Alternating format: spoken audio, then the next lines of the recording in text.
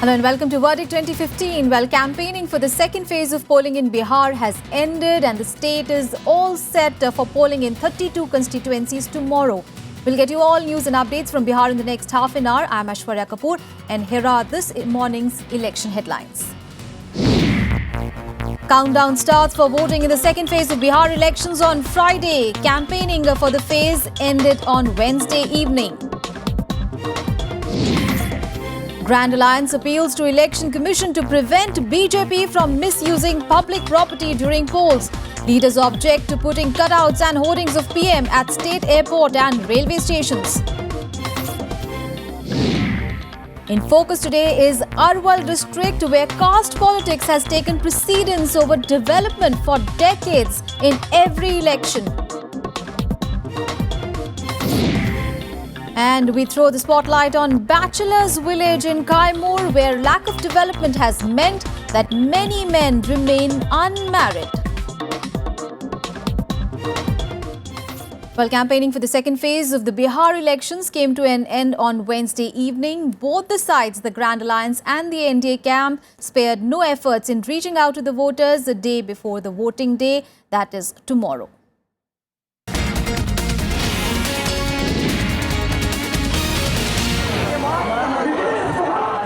Ahead of the close of campaigning for the second phase on Wednesday, the main rivals organized a spate of rallies in Bihar. For the Grand Alliance, Chief Minister Nitish Kumar addressed 5 rallies, while his chief ally Lalu Prasad campaigned in 8 places.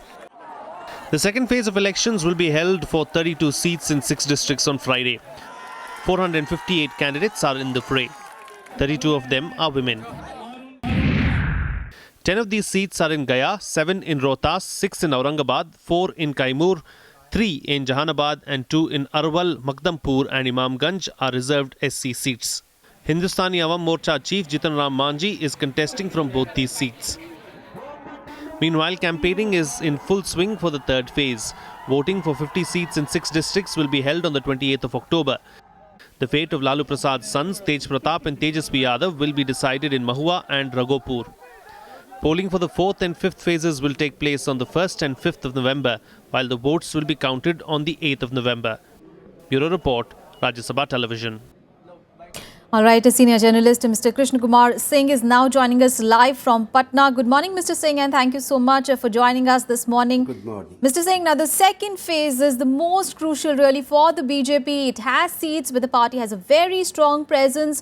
How tough challenges for BJP, especially in this phase? This second phase is the most really as well most challenging, but also most crucial, and it is a crucial for election commission also. And this chances are, I think, 50-50 for both these camp, NDA and the Grand Alliance. But there are many factors. 32 seats in 6 districts. 993. 993 is a 5 booths are there. There are this entire more than half booths are very, very sensitive. Total number of booths is 9119. And of that 5,999 are most sensitive and super sensitive. Yes. And entirely this in Naxalite zone of Kaimur. And the surprising thing is the election commission is also helpless, because 12,000 Dalit voters, Dalits and tribals living in Kaimur hills, they had to walk 15 to 20 kilometers to to exercise their votes in Kaimur district. In the last parliamentary election, of this 12,000 electorate, only 100 could exercise their votes. And this Chief Election Commission is arriving on Sunday.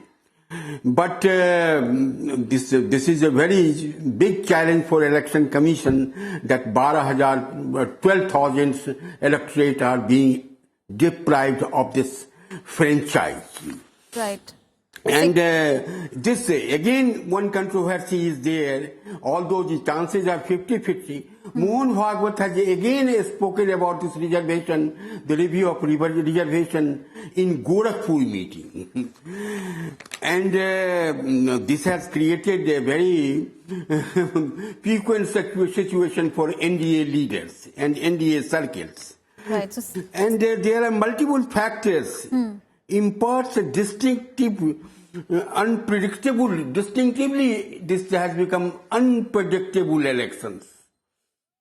And this election, the people only say, this Kara Sangharsh hai. The popular refrain is Kara Sangharsh. Kara Sangharsh hai. But the what is very chances are 50-50 in the second phase.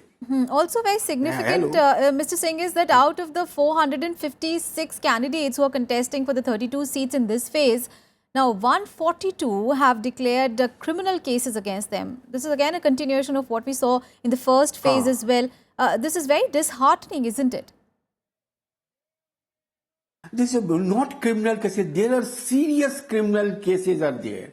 And of that, the Crorepati and criminal-minded these candidates are biggest in this NDA. Biggest in the NDA. Criminal-minded people and this Crorepati. And almost all Crorepatis are from this NDA, especially BJP. Also, Mr. Singh... And this is a very disappointing. Hello? Yeah. Please go on. One thing is very, four factors are very determining in this very phase.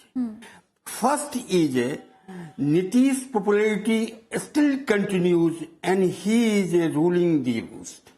And aided and abetted by Lalu Yadav backward-forward divide, which has made election very, very interesting and also helpful to this grand alliance. Another factor is hidden agenda with regards to reservation.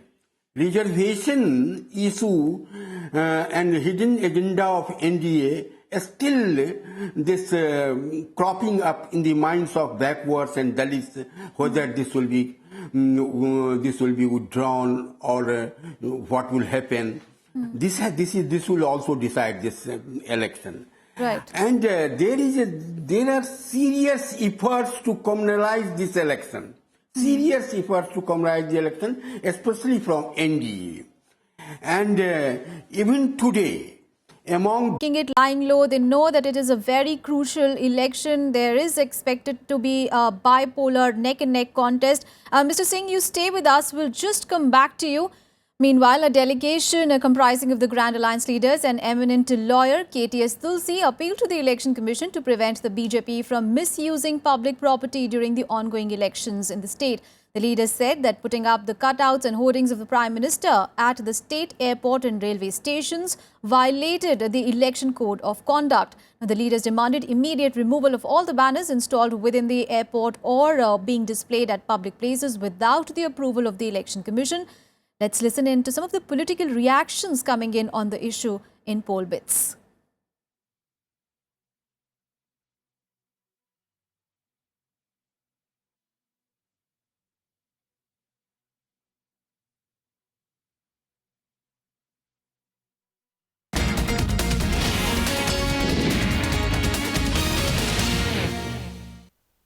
जो site tender के लिए allot होती है उसकी पहली शर्त है that no political misuse will be done.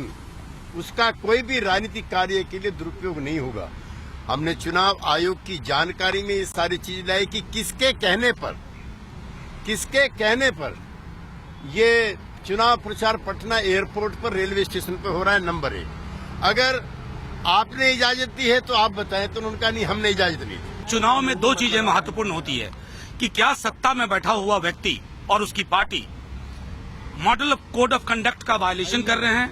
ये एक बहुत ही दुर्भाग्यपूर्ण परिस्थिति हमारे सामने उत्पन्न हुई कि एयरपोर्ट के प्रेमिसेस के अंदर दर्जनों कटआउट लगे हुए हैं वोट मांगते हुए, जो कि पब्लिक प्रॉपर्टी का मिसयूज है एक पॉलिटिकल पार्टी के हित में इलेक्शन कमीशन ने इसको संज्ञान में लिया है और जिस प्रकार की तस्वीरें चारों तरफ लगी हुई हैं, हमें पूरी उम्मीद है कि इलेक्शन कमीशन उसको शाम तक कम से कम नीचे उतरवा देंगे। प्रधानमंत्री ने संविधान और कानून का मजाक उड़ाया है और एक गैर कानूनी गैर संवैधानिक बात की है कि एयरपोर्ट का भी दुरुपयोग करना शुरू कर दिया, रेलवे स्टेशन का भी दुरुपयोग करना शुरू कर दिया।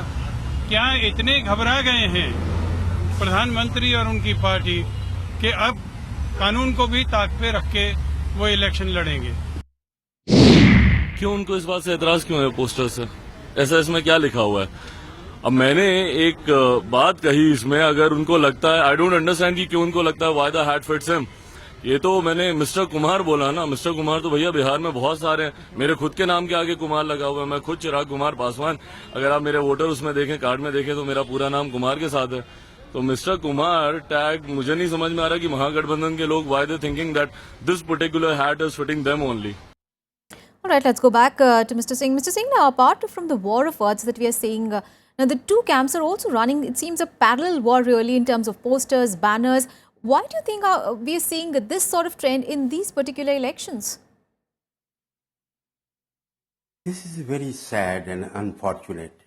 This election commission should look into all these aspects. Now, these public places, well, Mr. Manoj Jha has just spoken, these places, the Patna airport, a lot of posters exhorting to people to vote for NDA. This is a very bad thing. And the Patna junction. And this will tell upon the partiality of this election commission. It must be stopped. Must be stopped. And about also the huge money are being exchanged by NDA people. This is my allegation. And they are spending money like anything. And this must be curbed. And there are, in the name, there are observer of elections commissions to check this money, exchange of money or everything. But nothing is being happened. Also, now the Chief Election Commissioner is... Yes? Yes, please go on. Please go on. This election commissioner is coming over here. He must see. First, he has committed, this election commission has committed grave error by allowing the broadcast of Narendra Modi election when the first phase elections were in progress. It should not be, it should go on air. They should be allowed. The idea is different. They can hold meeting. But all these channels should be would have been strictly directed to bar this telecast of his election campaign and meetings and whatever he speaks, Modi spoke, all these things. And these election commissions appear to be helpless. They are helpless. 10,000 people are not going to cast their vote, because this area is a mouse infested. But they are allowing every bad things to crop up during these elections. The 5-phase election. But people are not fooled in Bihar. They are aware of all these things. And this election commission will be also taken to task. And tomorrow election, it will be a very, very significant election, tomorrow's phase, and there are chances that violence may be, because all these areas, the Jahanabad, the Gaya, once upon a time, hundreds of Dalits were butchered by this upper caste man in those areas. Now this, therefore this Naxalites and the Maoists came over there to protect them. And this is a very, very sad thing. And it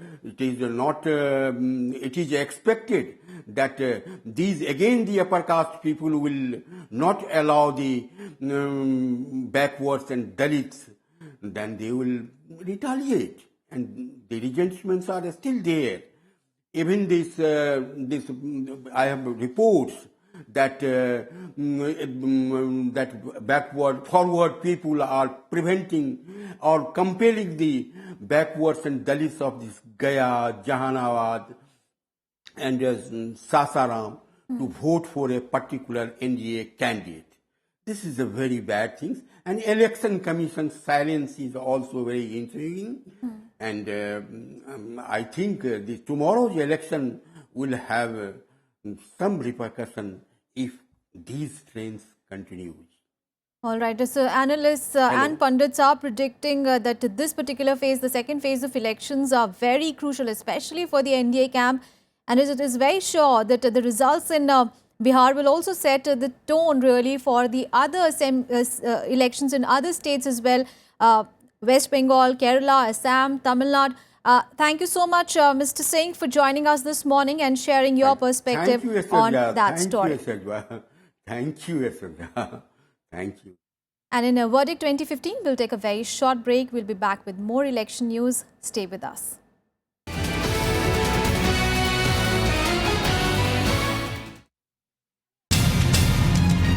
This is National Police Academy, the country's very exclusive training center for IPS officers. Located at Hyderabad, Police Academy is unique in more than one ways. Watch Making of IPS only on Rajya Sabha television.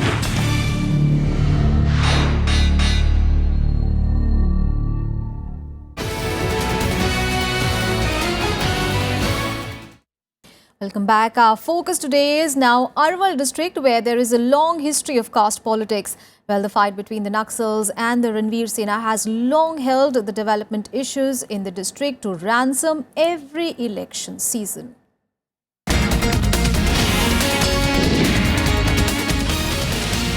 Arwal is an extremely backward district in central Bihar. Lakshmanpur Bath is a village in the district where caste differences run so deep that it has become the identity of the place. In December 1997, 59 Dalits were killed here, including 27 women and 16 children. This memorial is a reminder of that bloody episode in the history of this village. The Ranveer Sena that came into being as the representatives of the Bhumihar community accused Dalits of being Naxal sympathizers. A wave of the Sena's attacks on Dalits began that was met with attacks by Naxals on the upper castes. The caste fight has taken such an ugly turn that development has become the casualty here. Dalits in Lakshmanpur accuse successive governments of mere lip service to their plight. They accuse politicians of playing caste politics at the cost of development. कुछ नहीं दिया, नहीं पूछ-पाछ नहीं किया, खोज खबर कुछ नहीं किया, तो हम लोग कैसे जिएंगे? तो कैसे वोट देंगे हम? सरकार के कैसे जिताएंगे हम लोग? बताइए। नेता तो कहते हैं कि बना देंगे, जिता दे रहा है, अपना पेट भर रहा है, गरीब के देख रहा है कि भूखे मर रहा है कि क्या हो रहा है. Maoist groups became violent in Arwal, accusing upper castes of suppressing rights of the Dalits. On the other hand, in 1994, Brahmeshwar Singh, a leader of the Bhumihar community, formed the Ranveer Sena and began targeting Naxals. A wave of Dalit massacres followed.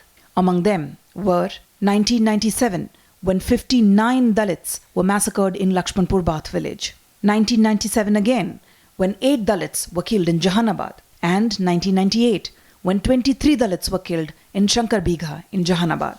Maoists also targeted upper castes in Jahanabad, Gaya and Arwal. The history of violence has meant that elections are still fought on caste lines here. The area still does not have basic amenities like education, health or irrigation. Needless to say, unemployment is a big issue here. While people suffer, political parties accuse one another of playing caste politics. There are 2 assembly seats in Arwal district. The BJP-JDU combined won both seats during the last elections. The political equations have changed this time around. But Arwal's caste politics and its fate on the development index remains unchanged. Pranav Goswami's report from Arwal for Rajya Sabha TV.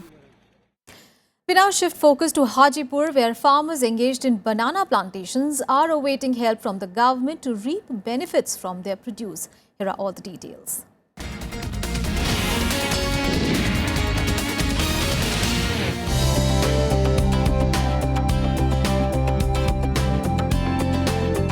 Banana plantations are a major source of livelihood for farmers in Hajipur. Large areas of land here are dedicated to banana plantations, with a major bulk of the produce exported to nearby states. The large tracts of the plantation are clearly visible from the bridge over the river Ganga on the way from Patna to Hajipur. पहले rate वगैरह केला का सही था, लेकिन अभी वैसा rate नहीं मिल रहा है। और जैसे मान लीजिए कि लगन का सीजन में तो कुछ सही रहता है, उसके बाद तो 30 रुपए 40 रुपए घोर हो जाता है। The banana plant can be easily grown with water from bore wells. The income from such a produce is also impressive. But due to lack of support from the government, farmers are facing several problems. Apart from the plant, the leaves and the banana stem can be a source for a parallel industry. But lack of infrastructure here has meant that this potential cannot be tapped into. Profit है नहीं, इसलिए दिक्कत हर किसान को है। समस्या गंभीर है। सरकारी मदद मिले तो अच्छा रहेगा। किया तो बहुत कुछ जा सकता है, लेकिन गवर्नमेंट की तरफ से कुछ हेल्प मिले तब तो, लेकिन यहाँ गवर्नमेंट ध्यान ही नहीं देती। Farmers here are hoping that the government turns its attention to their plight so that they can reap rich dividends. This is Ravinder Shiran's report for Rajya Sabha TV. Now, a remote village in the heart of Kaimur Hills in Bihar is home to some 80 bachelors. Now, the men, who are between the ages of 16 and 80, are known locally as the residents of the village of unmarried people. Let us find out why.